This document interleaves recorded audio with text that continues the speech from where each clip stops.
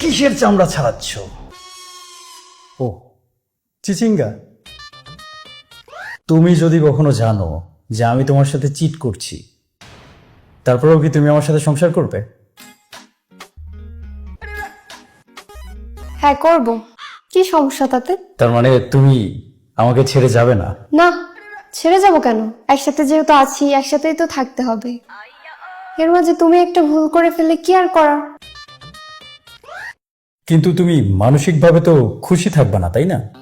তোমার অনেক খারাপ লাগবে, কষ্ট পাবা, মনের ভেতর অনেক যন্ত্রণা নিয়ে বেঁচে থাকবা, তাই না? আরে না, খুশি থাকবো না কেন? তুমি যাই করো না কেন, আমি তো সুখেই থাকবো। তাই?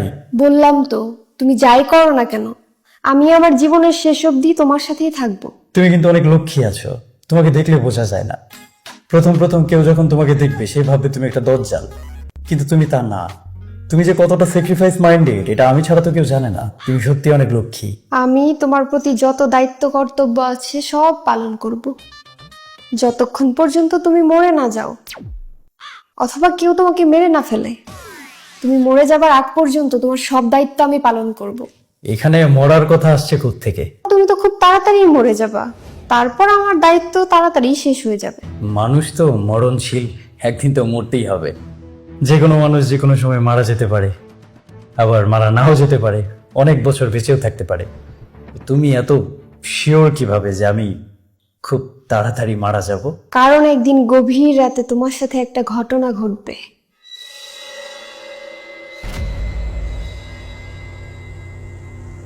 তুমি হঠাৎ করে একদিন গুম হয়ে যাবে, গুম হয়ে যাব? তারপর আর তোমাকে কেউ খুঁজেই পাবে না। আমি গুম হতে যাব কেন? কেউ বুঝতেই পারবে না কেন গুম হলে, কে গুম করলো, কে মারলো, কেন মারলো। গুম হওয়া পর্যন্ত ঠিক ছিল, মরার কথা আসছে কোত্থেকে? গুম হলে কি মানুষ মরে যায় নাকি? কেন গুম হলে মানুষ মরে না? গুম হওয়ার সাথে মারা যাবার তো কোনো সম্পর্ক নেই। গুম হলেই একটা মানুষ মারা যাবে কেন? তুমি দেখোনি গুম হওয়ার 12 বছর পরে একটা মানুষ আবার ফ্যামিলিতে ফিরে এসেছে, তাকে দেখে ফ্যামিলির মানুষজন কত খুশি হয়েছে। কিন্তু তুমি ফিরে আসলে তো খুশি হবার কেউ নেই, তাই হয়তো ফিরে আসবে না। আমি ফিরে আসলে খুশি হবার কেউ নেই?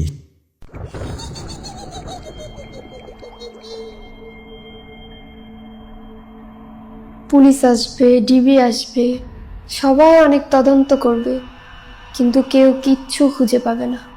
কেন কিছু খুঁজে পাবে না? কাজটা এত দক্ষতার সাথে হবে, খুঁজে পাওয়া মুশকিল হয়ে যাবে। এত দক্ষতার কি প্রয়োজন? আমি একটা সাধারণ মানুষ, আমাকে পৃথিবী থেকে সরানোর জন্য এত দক্ষতা দেখানোর কি কোনো দরকার আছে? এ কি, তুমি ভয় পাচ্ছ কেন? এখনো তো কিছু হয়নি, এখনই ভয় পাচ্ছ? না, আমি ভয় পাচ্ছি না। ভয় কেন পাবো? তবে মনে একটা প্রশ্ন উকি দিচ্ছে ছোট্ট করে। প্রশ্নটা করব?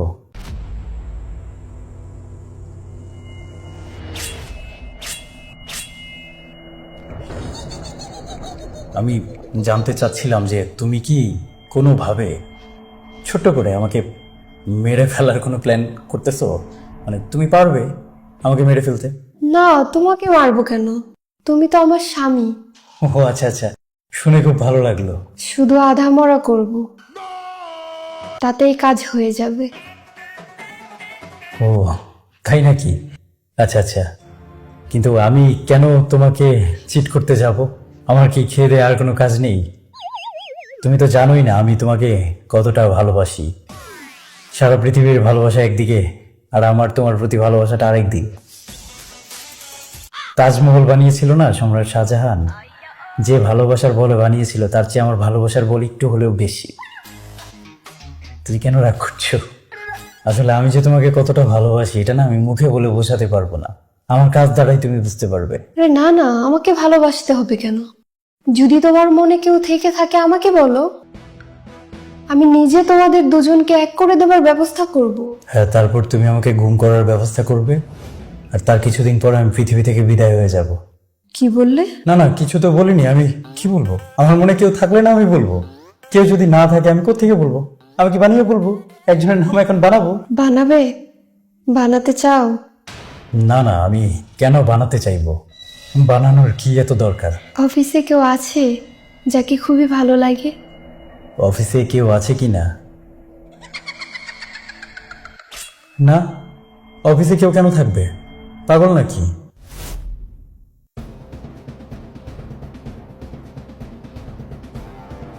আমি তো অফিসে কাজ করতে যাই, কাজ করি, স্যালারি নিয়েই চলে আসি।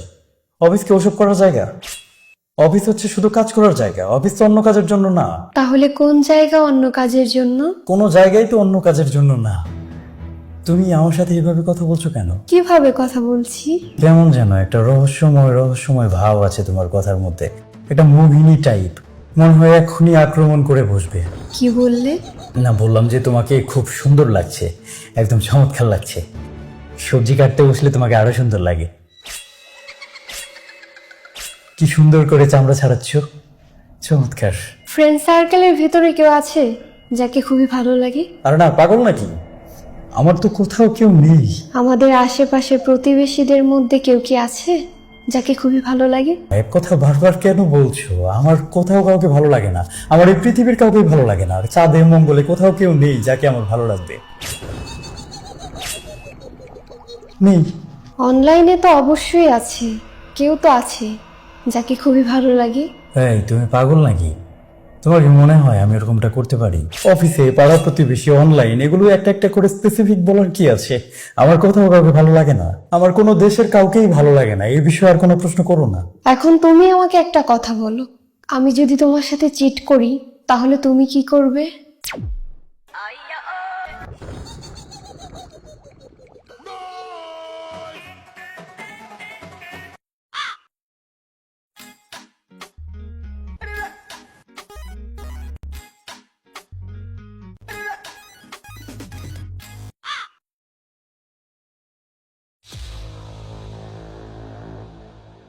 কি হয়েছে, কোথায় যাচ্ছো?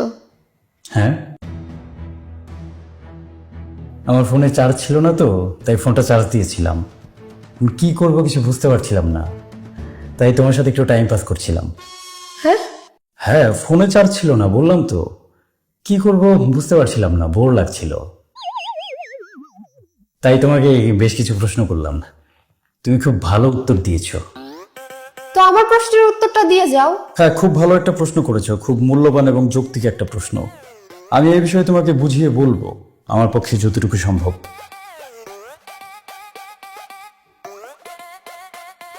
কি হলো, আমার উত্তরটা দিয়ে গেলে না?